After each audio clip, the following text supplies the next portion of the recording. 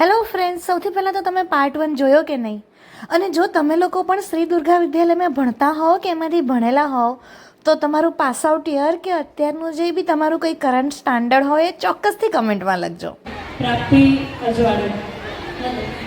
Hello, મારો અવાજ આવે છે બધાને? તમારો અવાજ નથી આવતો. એક વખત જોરથી કહો, મારો અવાજ આવે છે તમને બધાને? ઓકે. હવે છે ને કેટલાક મમ્મી પપ્પા છે ને ભજીયા ઉપર જોવે છે મારી છોકરી પહોંચી ગઈ ક્લાસમાં, ઘરમાં બધા તૈયાર થઈ ગઈ, તો એ બધી ચિંતા મૂકી દો. કારણ કે દુર્ગા સ્કૂલના ટીચરો એવા છે ને કે જે મમ્મીને જે પોતાની દીકરીઓને સાચવે છે.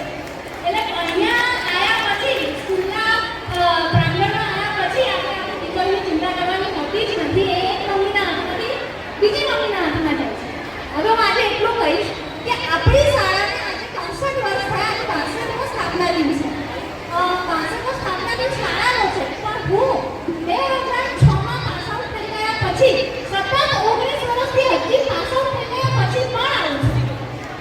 નાની હતી એટલે બાર મંદિરથી 12મા ધોરણ સુધી તો આ જ સ્કૂલમાં ભણી છું. એટલે એક 14 વર્ષ અને બીજા 19 વર્ષ ત્યારથી હું 8મો દિવસ મૂકતી નથી. અને હું તમારા બધા જોડથી પણ આશા રાખું કે તમે તમારી દીકરીઓ પાસ થઈ જાય, તમારા દીકરા પાસ થઈ જાય પછી પણ એટલીસ્ટ 8મના દિવસે આપણે શાળામાં આવ્યા કરીએ. કારણ કે 8મના દિવસે અહીંયા એક દુર્ગા માતાનું અલગ જ સ્ટેજ જોવા મળે છે. આમાંથી કેટલાને એવું લાગતું હતું કે આજે વરસાદ પડશે?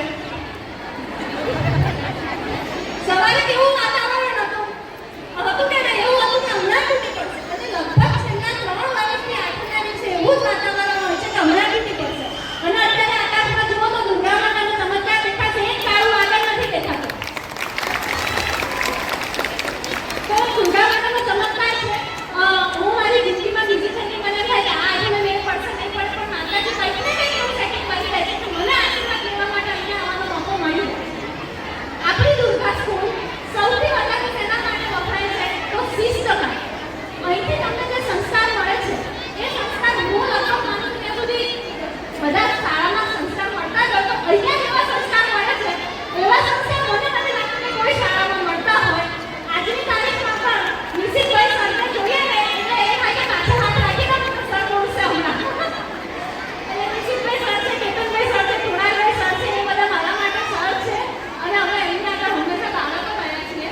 અને જે ડિસિપ્લિન માટે, જે સંસ્કૃતિ માટે શાળા વપરાય છે. અને આજના દિવસે પણ જ્યારે પાર્ટી પ્લોટના ગરબા ફેમસ થઈ ગયા છે ત્યારે પણ જે પ્રાચીન રીતના ગરબા ગવાય છે કે તાલી છે, શક્તિ છે, ફેસનો ઉપયોગ કરીને આવી રીતે સરસ વસ્તુ બાજોટનો શણગાર કરીને સરસ માતાજીની છત્રછાયા હેઠળ જે પ્રાચીન રીતના ગરબા રમાય છે એ ફક્ત ને ફક્ત દુર્ગા સ્કૂલમાં રમાય છે. તો એક વખત તમારા બધા મને તાલીઓ થઈ જાય કે તમારી સુંદર સ્કૂલમાં તમારા સભ્યો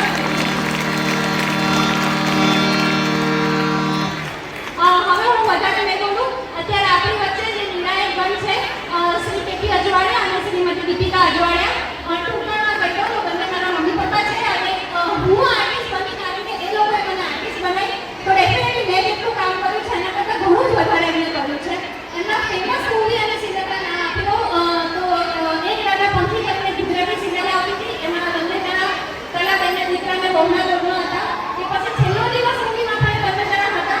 હમણાં લેટેસ્ટમાં રિલીઝ થયેલું ગોતીલો અને અભયમ એમાં દીપિકાબેને અને કિશોરભાઈએ એમના અભિનયના અજાણ્યા પાઠવ્યા છે. અને હવે આવનારા મૂવી ચણ્યા ચોળી એમાં પણ તમને એ લોકો જોવા મળશે.